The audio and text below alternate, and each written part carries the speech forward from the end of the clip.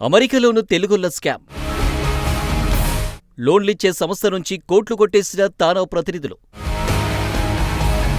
తానాలో కేటుగాళ్లు, కోట్లు బొక్కేసిన తెలుగు సంఘం నేతలు. ఫ్యానీమే ఇటీవల 700 మంది ఉద్యోగులను తొలగించింది. వీరిలో దాదాపు 200 మంది తెలుగు సంతతికి చెందిన వారుగా తేలింది. వారందరినీ స్కామ్స్ ఆరోపణలతో తొలగించారు. నైతిక నిబంధనలు పాటించడం లేదని వారిని విధుల్లోంచి పంపించేశారు. మ్యాచింగ్ గ్రాంట్స్ ప్రోగ్రాం దుర్వినియోగానికి పాల్పడ్డారని, తానా వంటి లాభాపేక్ష లేని సంస్థలతో కుమ్మక్కయ్యారనే ఆరోపణలతో తొలగింపులు జరిగాయి. ఫ్యానీమే అనేది అమెరికా ప్రభుత్వ మద్దతుతో ఏర్పడిన హౌసింగ్ ఫైనాన్స్ కంపెనీ.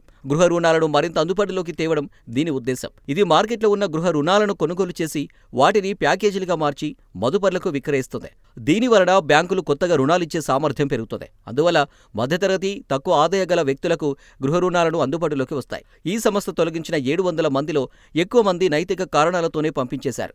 మీడియా నివేదికల ప్రకారం కొందరిని కంపెనీ రిస్ట్రక్చర్ కారణంగా తొలగించిన, తెలుగు వారిని మాత్రం తప్పుడు పనులు చేయడం ద్వారానే పంపించేశారు. అలా తొలగించిన వారిలో 200 మంది తెలుగు వారున్నారు. వారిలో ఎక్కువ మంది తానాలో వివిధ హోదాలో పనిచేస్తున్నారని నిర్ధారణ అయింది. మ్యాచింగ్ గ్రాంట్స్ ప్రోగ్రాంలో జరిగిన అక్రమాలు నిర్ధారణ కావడంతో ఉద్యోగులను ఫ్యానీమే ఇంటికి పంపించేసింది. కంపెనీ నిధులను దుర్వినియోగం చేశారనే ఆరోపణలే తొలగింపుకు ప్రధాన కారణం. ఫ్యానీమేలో తొలగించిన ఉద్యోగులలో ఒకరు తానాలో ప్రాంతీయ ఉపాధ్యక్షుడిగా పనిచేశారు.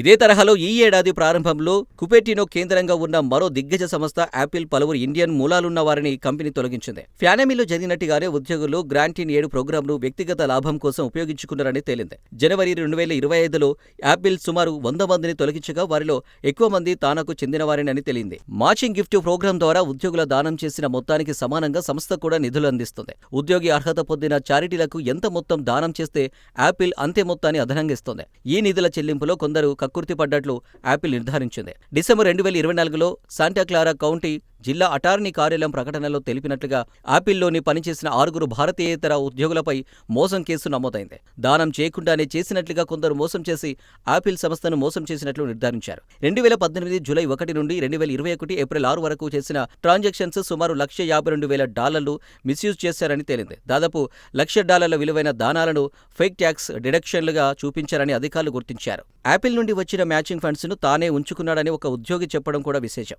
ఈ వ్యవహారాలన్నీ కాలిఫోర్నియాలోనే చోటు చేసుకున్నాయి. తానాలో కీలక పదవులు నిర్వహించిన కొందరు సభ్యులపై చాన్నాళ్లుగా ఇలాంటి ఆరోపణలు వస్తున్నాయి. తెలుగు సమాజానికి సేవ చేయాల్సిన ఉద్దేశంతో ఏర్పాటు చేసిన తానాలో కొందరి కక్కుర్తి కారణంగా తెలుగు ప్రజలను అమెరికన్లు చిన్నచూపు చూస్తున్నారు.